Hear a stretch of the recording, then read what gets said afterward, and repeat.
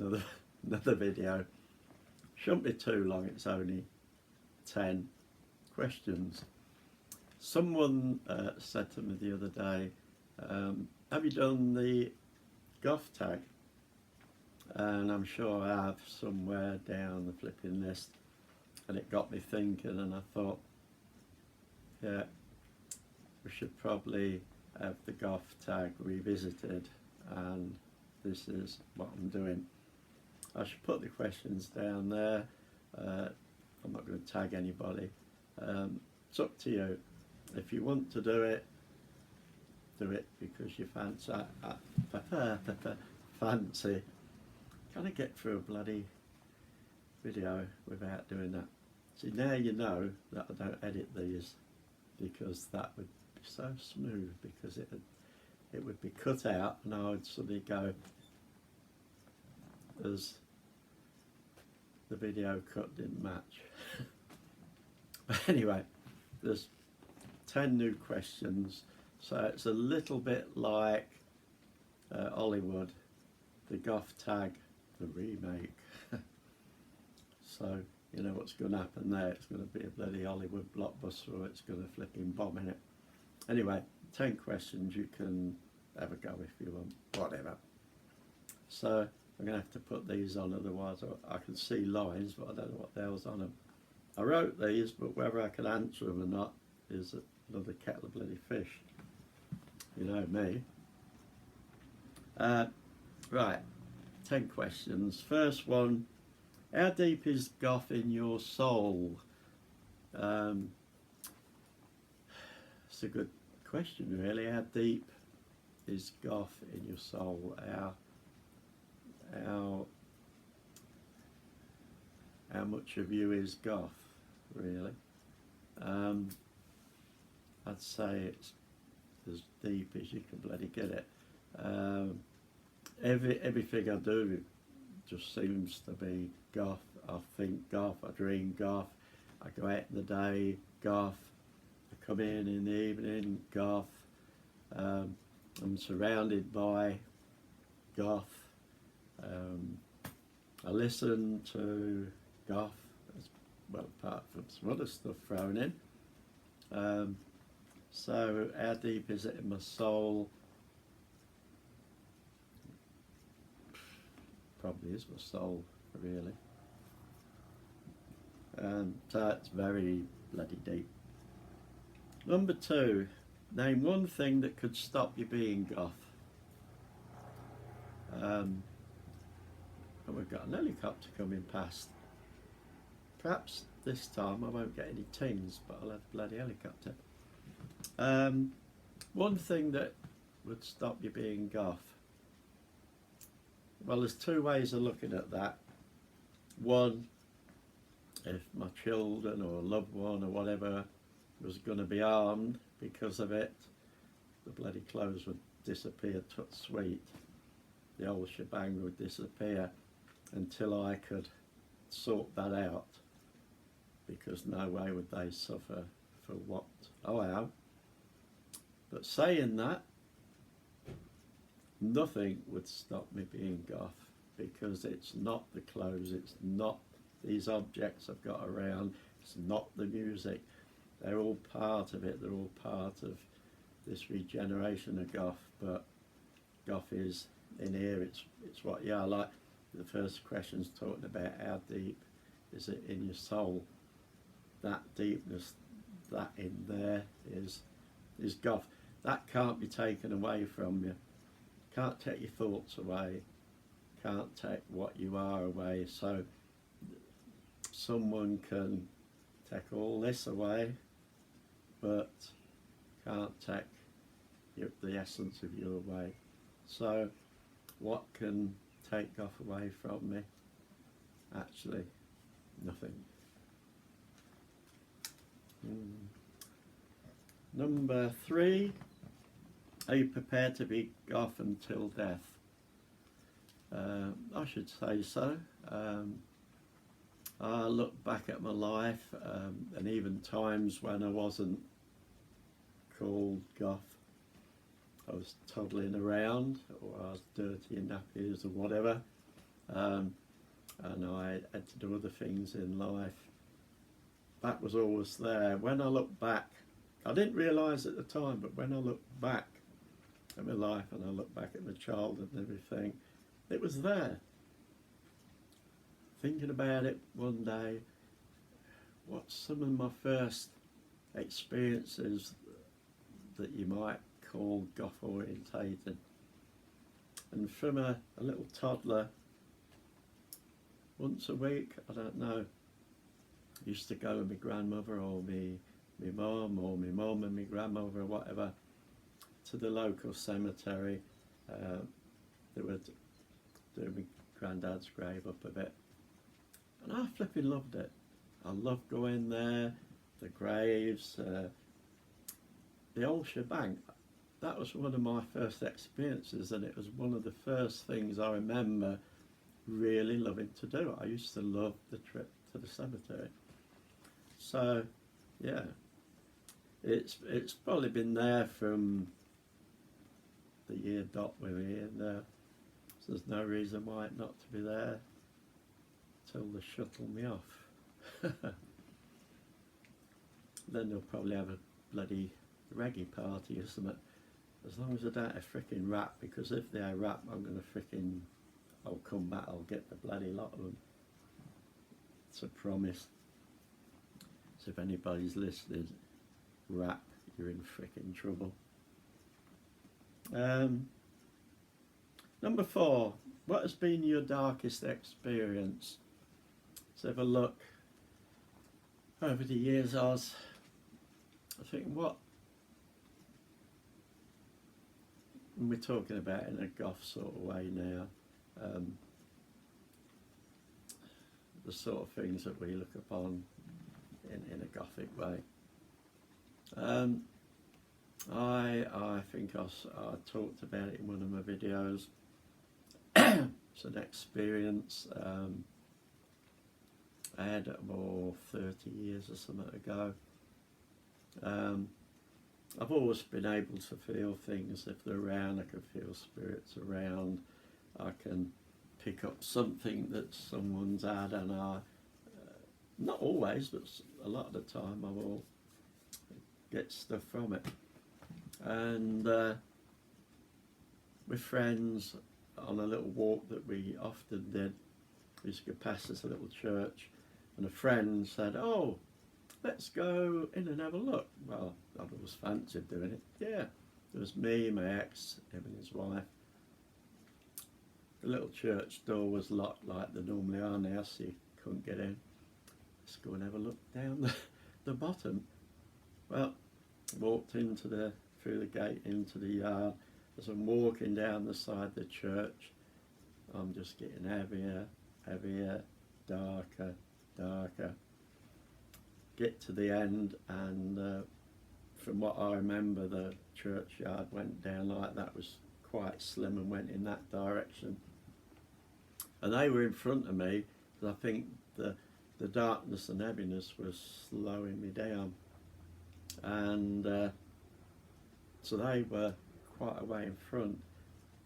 And as I started walking into that, what you call a churchyard, because it was attached to the church, each step got darker, heavier, darker, heavier. It was like something was,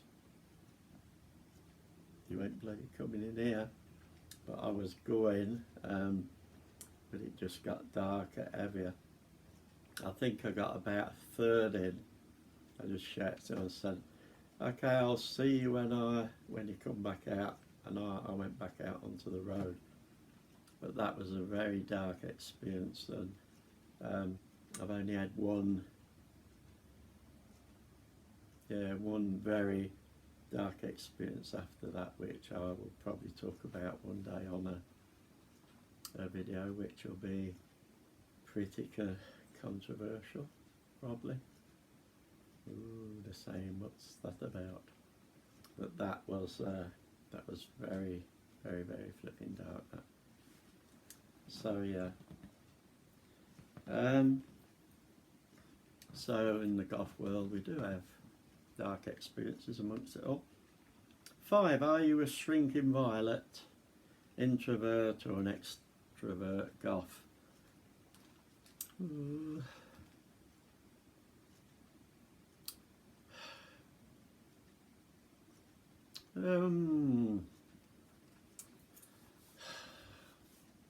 Trying to think if I am a bit of each. I don't bloody think so, to be honest.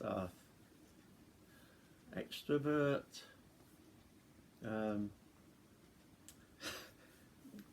Oh, could be. I think I could be.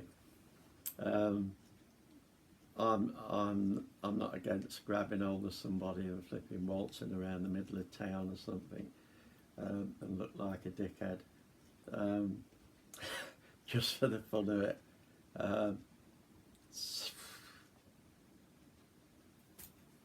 So yeah, I'm probably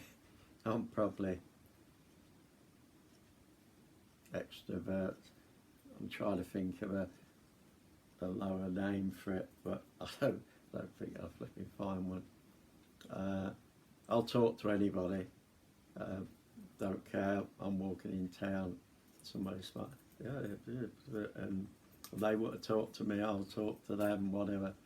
So yeah, I'm not the stereotype goth that I'm going to my room and feel totally miserable. Don't know where the hell that come from actually, but no, I think I'm extrovert.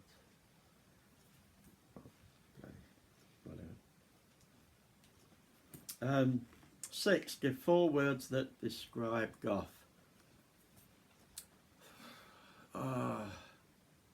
Macabre, dark,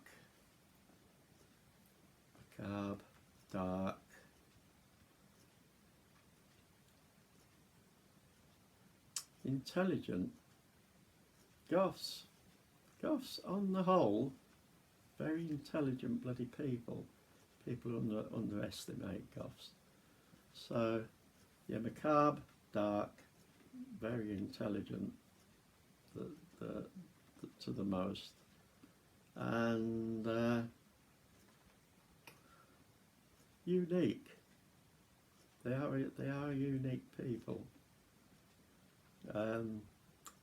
You don't think about it a lot of the time, and I think some people probably don't think about it any of the time. But just to be who you are and to walk the streets, you've got to be pretty flipping unique, to be honest. So yeah, those four words. If somebody said to me, describe goths in 4 words, that's what I'd put down.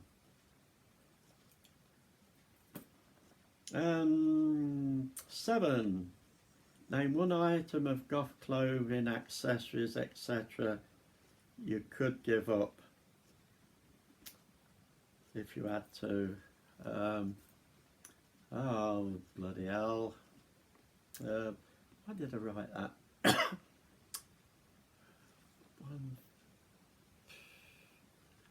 Oh,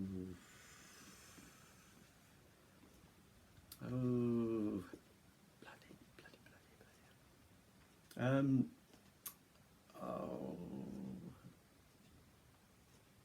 Oh, bloody.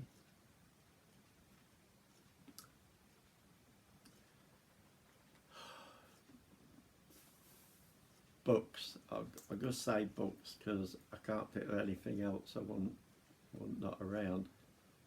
Books, because I could probably replace that somehow.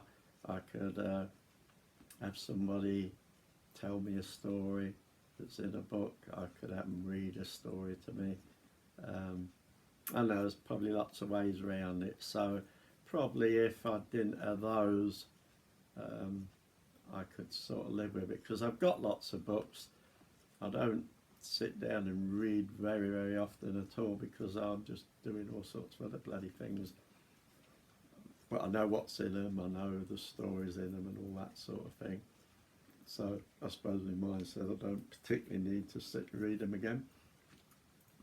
But I don't want to pick anything really, but if I got to, I could buy that. 8. Name the one Goth item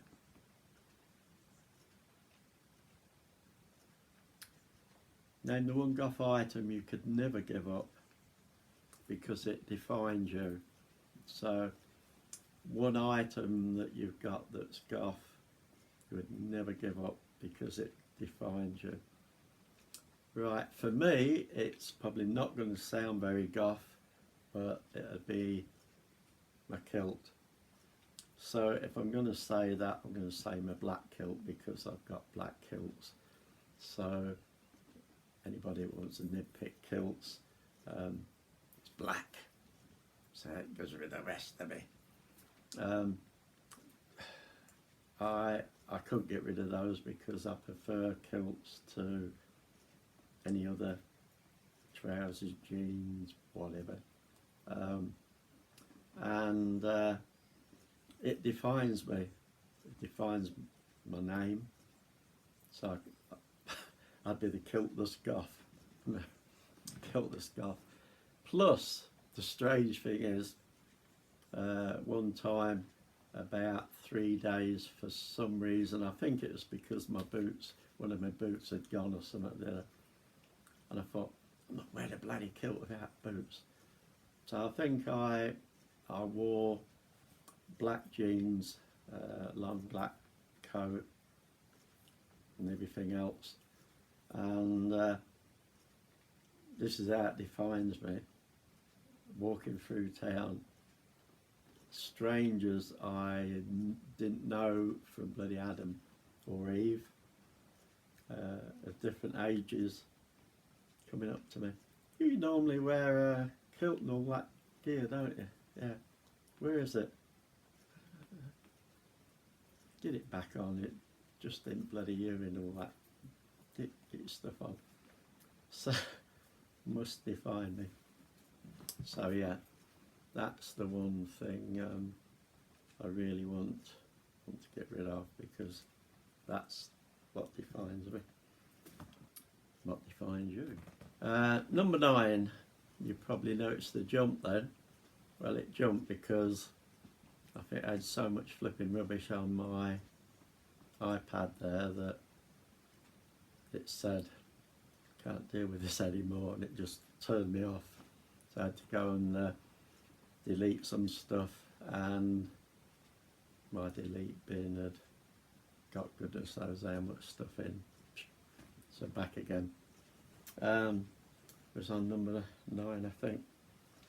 9, you've probably seen the advert, Dad paints house black for Goth Daughter. Would you paint yours totally black? Read my lips. Yes. If I could get away with it tomorrow and I could get hold of the black paint, I'd have this bloody place outside totally black, and everybody else's. But I think the Housing Association wouldn't be too flipping happy about that. But yeah, if I had a big house, would I paint it totally black? Yeah, too bloody true. Yes. Especially for a daughter or whatever, if it meant something to her.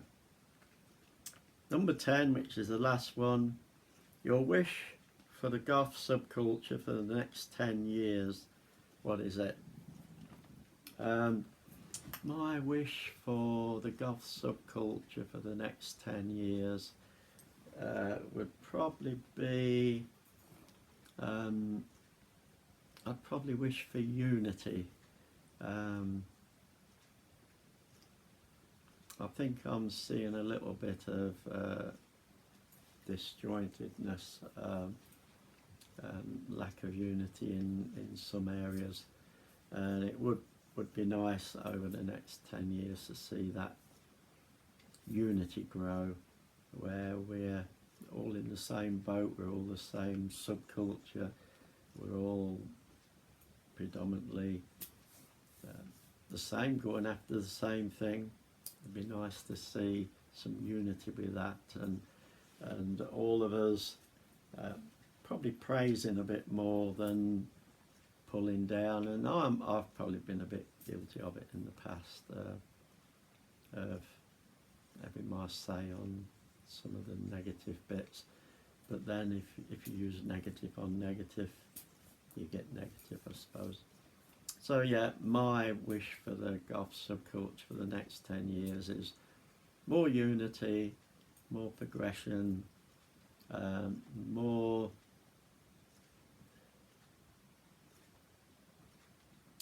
grasping hold of everything that new that's coming into it, and celebrating the newness.